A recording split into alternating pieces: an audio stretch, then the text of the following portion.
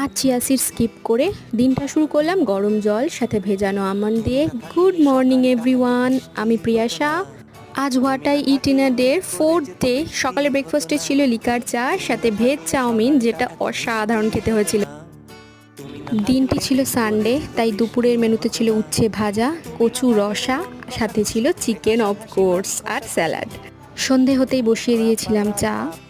সন্ধ্যের দিকে বেশি কিছু ভারী খাবার খেলে চায়ের সাথে না রাতে খেতে অসুবিধে হয়ে যায়। পুকুকে পড়িয়ে উঠে আজকে রান্নাবান্নার খুব একটা চাপ ছিল না, আর পড়াতে বসা মানে তো মাথা খারাপ। কর্তমশাই নিয়ে এসেছিল বিরিয়ানি, রাত্রির ডিনারে ছিল এটাই। আমার প্রেফারেন্স সবসময় চিকেন বিরিয়ানি থাকে, কারণ মাটনটা আমি খুব বেশি পছন্দ করি না। সাথে ছিল স্যালাড আর গ্রিন চাটনি।